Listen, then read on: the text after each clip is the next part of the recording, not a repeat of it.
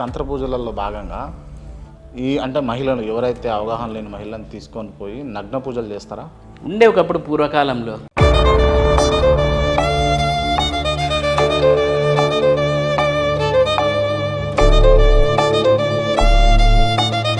అంటే ఇప్పుడు అన్ని బలులల్లా నరబలి శ్రేష్టం అని చెప్పేసి తంత్ర పూజలు చెప్తాయా?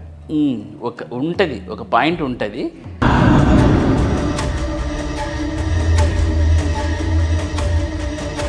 అంటే మీ పూజలలో మీరు చేసే పూజలల్లో పర్టికులర్గా బలులు ఉంటాయని చెప్పేసి విన్నాను. నిజమేనా? అవును, బలులు ఉంటాయి.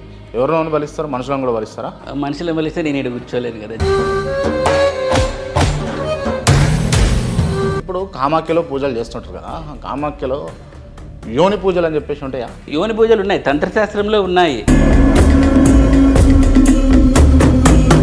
ఈ తంత్ర పూజలు చేసి ఒక వ్యక్తిని ఇబ్బంది పెడతా ఉన్నారు అని చెప్పేసి ఆమెను చెరబట్టడము, ఆయన తంత్ర అనేది మీనింగే డెఫినేషనే మార్చేస్తున్నారు అన్న.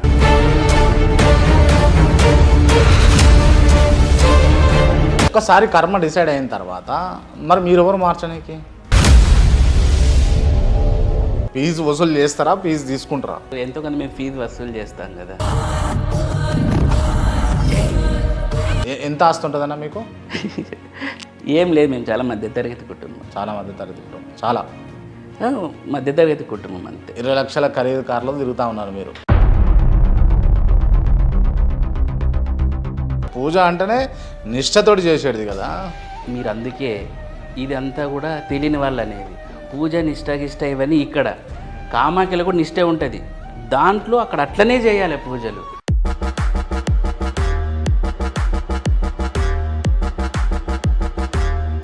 కామాఖ్య దేవి అడుగుతుందా అన్న, అంటే నాకు బాతులం బలియండి, లేకపోతే దున్నపోతులం బలియండి, బర్లను బలియండి అని?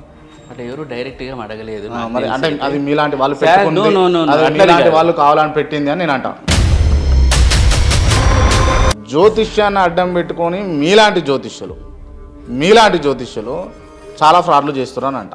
ఏమీ లేదు, నేను ఎక్కడ ఫ్రాడ్ ఏం చేయలేదు. వామాచార పూజలల్లో నిజంగా ఒక వ్యక్తికి ఆ వ్యక్తికి గ్రహము అనుకూలంగా లేదు, బుధుడో శుక్రుడో లేకపోతే శనో అనుకూలంగా లేదు అంటే ఎటువంటి పూజలు చేస్తారు మీరు? ఆ గ్రహస్థితిని బట్టి శని చాలా భయంకరంగా బాగా దెబ్బతీస్తున్నాడు, భద్రకాళి పూజ చేసుకోండి అని చెప్తాము.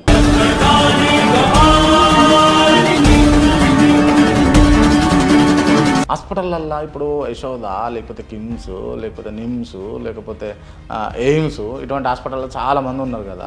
ఆ రోగులందరినీ మీ దగ్గర తీసుకొచ్చి న్యాయం చేస్తారా? అట్లనే ఇప్పుడు వాళ్ళకి మీరు అన్నారు కర్మ అని, అదనేది చాలా బలీయమైనది. అది ఎక్కడ ఎవరికి ఎప్పుడు తెగల్లో అక్కడ తెగినప్పుడే అవన్నీ. ఈ బిగ్ బాస్లో కంటెస్టెంట్ ఉండే శ్రీ సత్య అని ఒక అమ్మాయి, ఆ అమ్మాయికి కూడా మీరు పూజలు చేసిరని నేను విన్నా, నిజమేనా? అవును, చేశాను. ఏ రకమైన పూజలు చేసిరు? మామూలు తంత్ర పూజలే. రైట్. మీరు చేసే పూజలు నిజంగా అంటే ఫలిస్తాయా? నిజంగా ఓ బాధితుడు మీ దగ్గరకు వచ్చి నాకు ఈ కష్టం ఉన్నది, ఈ బాధ ఉన్నది గురువుగారు, నాకు ఇది క్లియర్ కావాలి అని చెప్తే మీరు చేసే పూజ వల్ల వాళ్ళకి సత్ఫలితాలు వస్తాయా? అన్న నేను ఒకటే చెప్తాను వాళ్ళకి, ఈ పూజలు అనేది